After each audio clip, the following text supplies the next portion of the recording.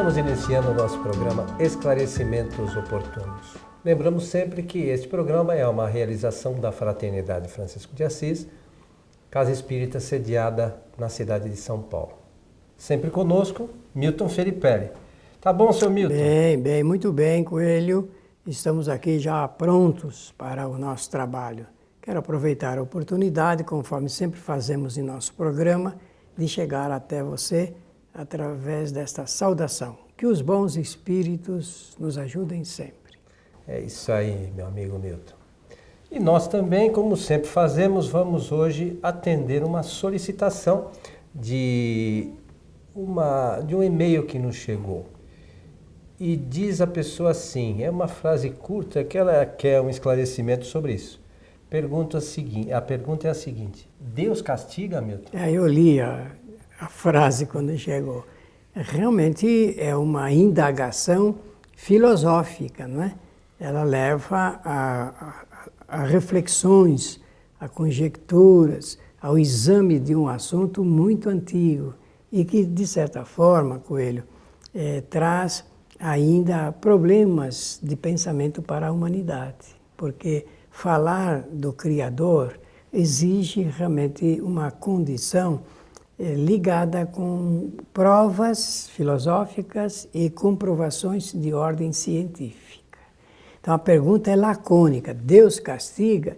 Poderia começar dizendo não castiga. Não poderia começar, mas eu preciso dizer de onde vem essa frase, como é que ela foi, como é que ela apareceu. Ela aparece sempre do ponto de vista religioso, porque parece que tudo que trata de Deus, do ponto de vista teológico, né, claro, dá a impressão de que vem da religião, e vem da religião mesmo. Vem com certos propósitos, né? Propósitos desde Moisés. Moisés era ensinado que Deus era raivoso, nervoso, odioso, né? Estava sempre pronto para penalizar. Então, com o catolicismo, depois muda da ideia, mas permanece ainda certos resquícios de que Deus é uma entidade, é um ser, e que, portanto, possui sentimentos humanos. E possuindo sentimentos humanos, um deles é o da punição, da penalidade. Agora, o Espiritismo surge com Allan Kardec a partir da primeira pergunta, porque o primeiro capítulo do Livro dos Espíritos é um capítulo que inaugura a teologia espírita, isto é, o estudo, a ciência que estuda o Criador. Por isso que eu falei de provas filosóficas e de comprovação de ordem científica. A única doutrina que pode trabalhar das duas maneiras é o Espiritismo.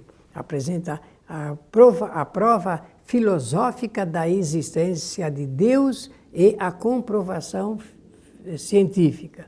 A prova filosófica está exatamente, conforme eu disse, ali no primeiro capítulo do Livro dos Espíritos.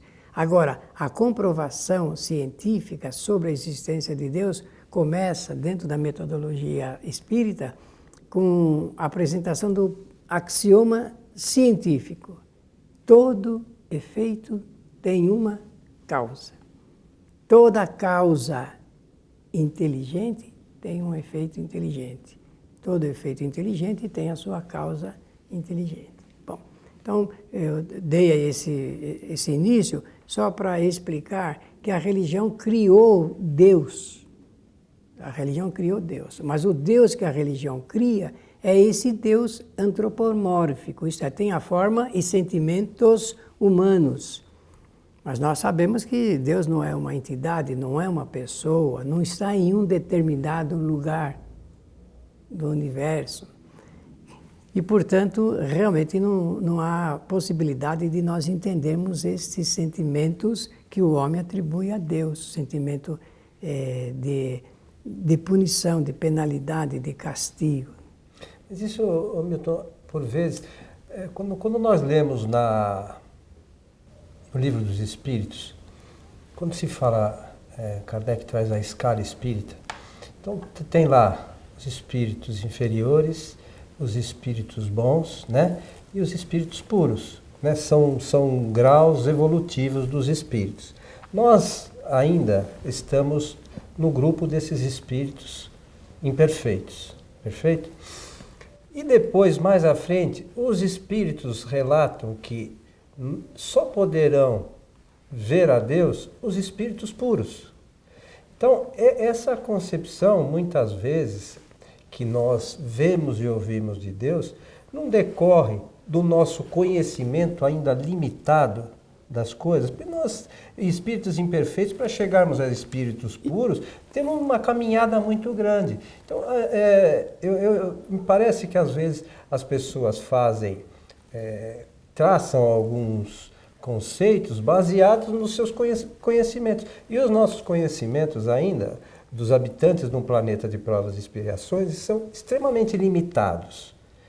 Nós não temos nem ideia realmente do que é Deus. A gente supõe alguma coisa, mas está longe ainda do nosso entendimento, né? Não é isso? E olha, e vai continuar nessa estrada, nesse caminho, nessa abertura, ligado com o conhecimento até o final. Porque quando eles dizem que os espíritos puros, que essa é uma expressão relativa para dar uma certa imagem, ela não é uma regra inflexível. Nenhum espírito vai ver Deus. Nós já falamos isso em nosso programa. Então, essa palavra ver significa entender sobre. Compreender, né? Vai, na medida que o espírito ele vai avançando na escala evolutiva, ele vai entendendo melhor como funciona a vida. Entendendo melhor como funciona a vida, ele vai compreendendo melhor também a obra do Criador.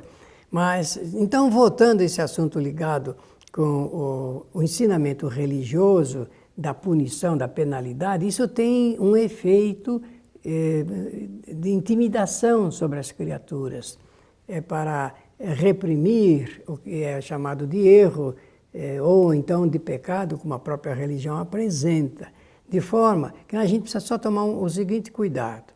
Não castigando, Deus também não premia, não vai privilegiar, não vai outorgar às criaturas prêmios, benefícios, por isso ou aquilo. Então, a primeira ideia que se deve fazer é desmanchar o conceito que nós temos sobre Deus de que é uma entidade e que vigia o universo com essa particularidade que a religião dá. Isso é muito importante para nós, ao invés de diminuirmos, aumentarmos, dilatarmos a reverência que nós temos que ter do Criador. Que a vida é muito maior do que isso que nós imaginamos.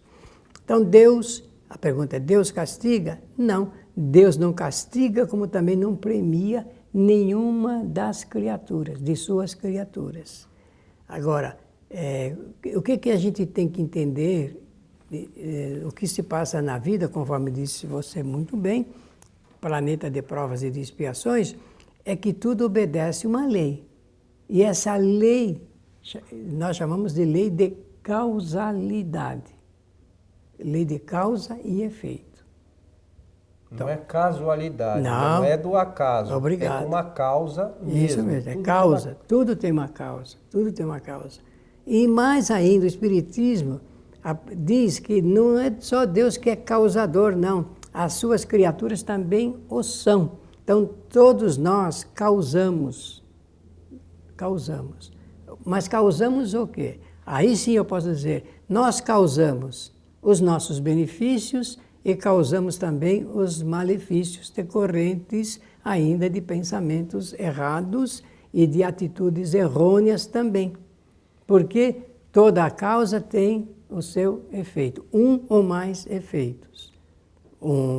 Uma causa pode ter mais de um efeito. Todo efeito ele é gerador de novas causas. Dá a impressão, falando assim, que nós vivemos num círculo vicioso, não é isso? Mas não é, é um círculo virtuoso. Por quê? Porque nós acrescentamos sempre novas verdades através de novas experiências. Por que novas verdades? Porque nós vivemos em função de uma ciência da vida. E a ciência está a cada dia sepultando uma verdade antiga e fazendo ressurgir uma verdade nova.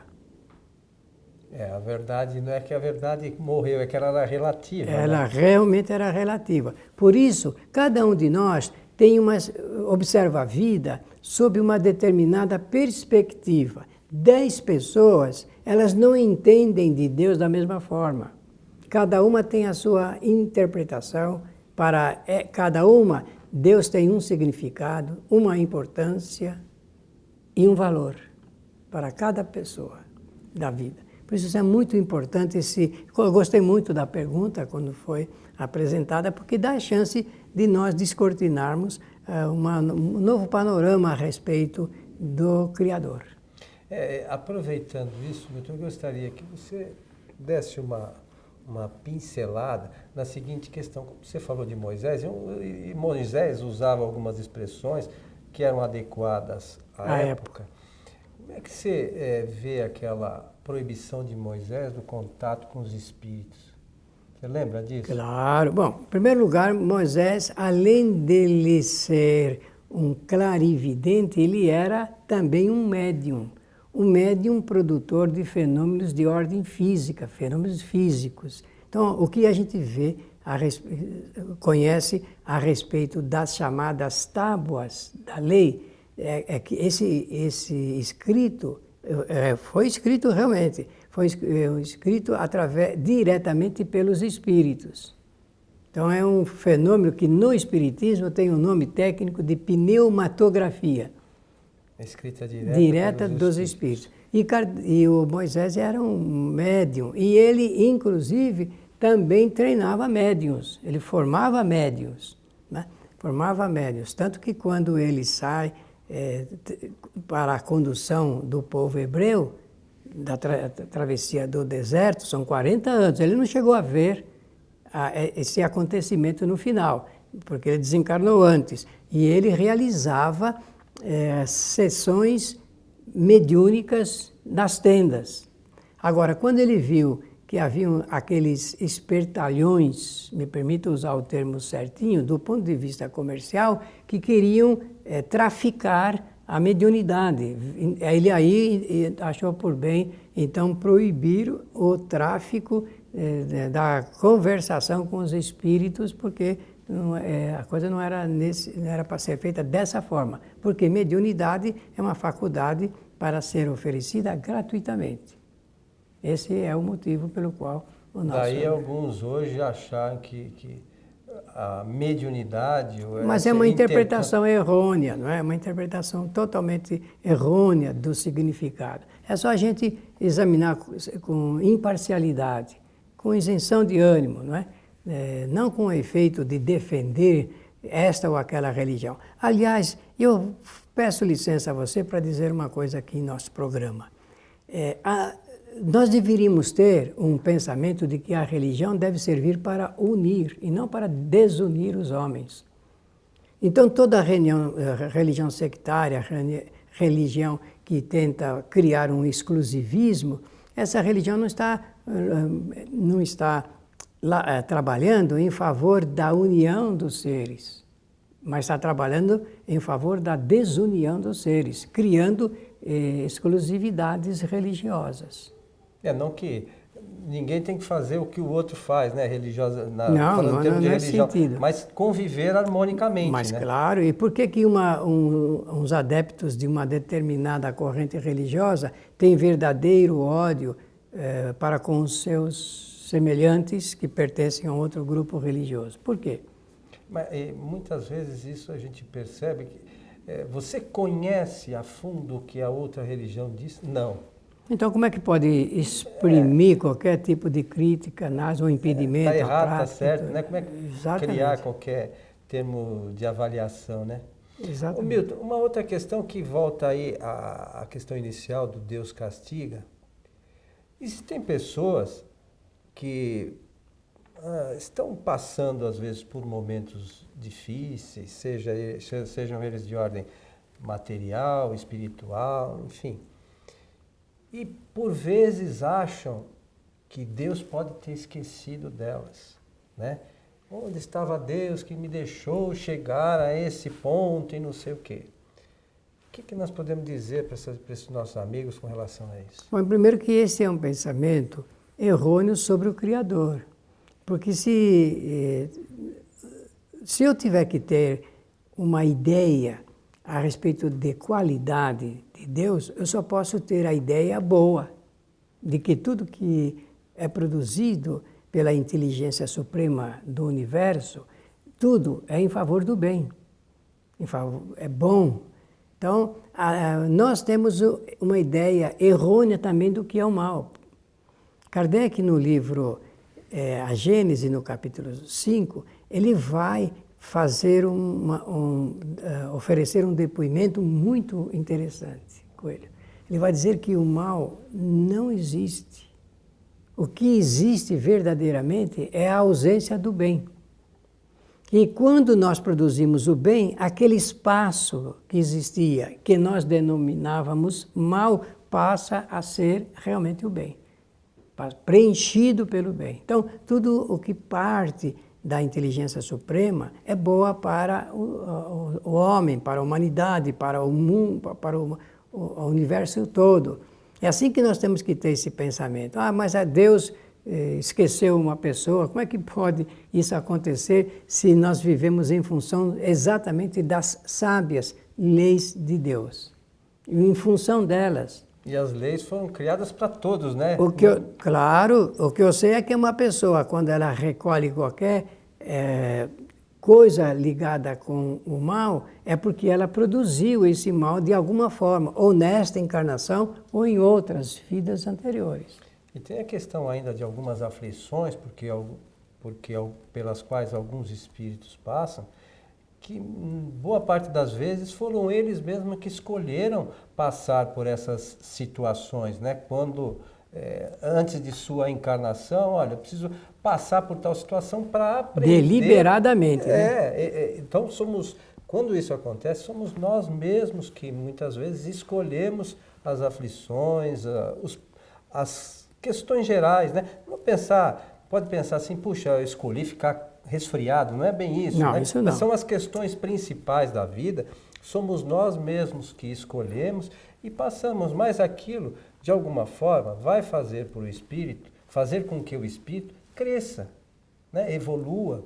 Então, é sempre benéfico, como você diz, que às vezes o mal acaba se tornando um bem para o espírito à medida que ele vai compreendendo as razões pelas quais ele passou por aquela situação, não é isso? Exatamente. Então isso tem um nome no espiritismo, que são as provas ou provações, não é isso que você quis dizer? Então, a finalidade das provas é oferecer ao espírito uma oportunidade dele fazer uma reflexão a respeito das suas experiências de vida e colher ensinamentos. Por que o espírito pode escolher suas provas? Ele pode escolher suas provas porque ele quer medir o grau do seu adiantamento espiritual. Está lá no livro dos Espíritos. Então, se o espírito ele quer medir o grau do seu adiantamento espiritual, ele só pode fazê-lo se ele, com seu livre arbítrio, arbitrariamente, puder e também escolher pelas provações da sua vida. Vou dar um exemplo, porque fica sempre mais fácil entender didaticamente esse assunto, que ele é muito interessante e saboroso de ser apreciado. Funciona assim, um espírito, quando ele faz muitas experiências com boas aquisições em encarnações as mais variadas, chega um momento em que ele quer saber se ele já tem condições de suportar a carga de aflição psicológica que a pobreza apresenta para um espírito. Por exemplo, né? Por exemplo, estou dizendo um exemplo, porque seria um absurdo imaginar que Deus castiga suas criaturas dando-lhes como prova a pobreza. Isso aí não tem sentido. Ninguém nasce para ser pobre, nem infeliz e nem doente. Isso é o arbítrio do espírito. Mas o espírito quer fazer uma experiência e ele chega na metade dessa experiência e ele vai entender que ele não tem condições ainda de passar por essa situação. Aí ele se rende ao fato de não estar preparado ainda para um dos assuntos mais mais difíceis, que é realmente o estado de pobreza. Bem, então agora vamos fazer uma reflexão inversa. O espírito que durante várias encarnações passou pela situação das dificuldades existenciais, ele pretende fazer uma experiência nova a fim de saber se ele é capaz de suportar as cargas de aflição que a riqueza também produz, porque é engano imaginarmos que só traz aflição a pobreza. A riqueza também traz aflições muito grandes para o espírito. Allan Kardec diz, inclusive, que a prova mais difícil não é o da pobreza, é o da riqueza. E ele realmente faz experiências nesse campo e nessa trajetória, e ele então percebe se ele pode ou não ultrapassar, sustentar e sofrer as agruras dessa provação. E ele pode medir então o grau do seu adiantamento espiritual por esse intermédio. Então, são todas experiências que o espírito mesmo escolhe, né? E isso não significa que o fato de ele passar, como você disse, por uma situação financeiramente boa, vamos dizer assim, que ele não vai ter problema, né? Então, é só nós vermos aí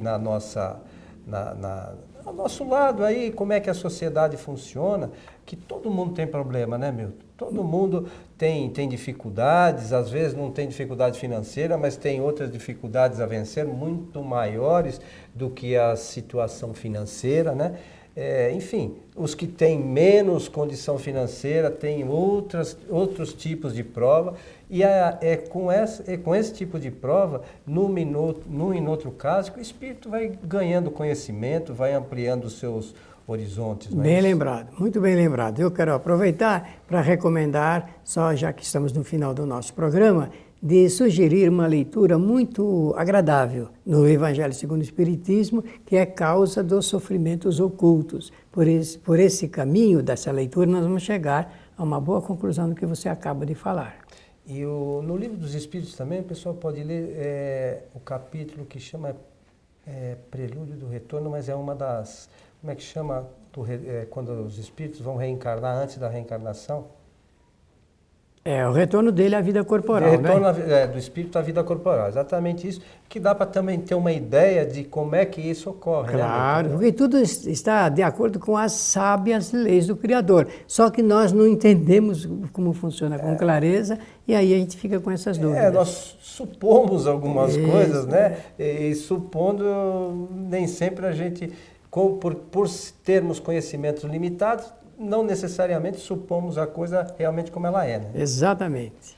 Meu amigo Milton, estamos chegando ao final de mais um programa Esclarecimentos Oportunos. O meu abraço e a minha saudação. Que os bons espíritos nos ajudem sempre. Lembramos os nossos amigos que nosso programa também pode ser assistido, né, aqueles que nos ouvem pelo rádio, no site kardec.tv, www.kardec.tv. Convidamos a todos também que assistam às palestras da nossa casa, a Fraternidade Francisco de Assis, todas as sextas-feiras a partir das 19h30. É só entrar, aí já é um outro site, é o tvfraternidade.com.br. A partir das 19h30 nós já estamos lá transmitindo ao vivo, sempre uma palestra que nos ajuda na interpretação dos postulados espíritas. Não é Exatamente. isso, Milton? Então, a todos o nosso abraço, esperamos encontrá-los em nosso próximo programa. Até lá.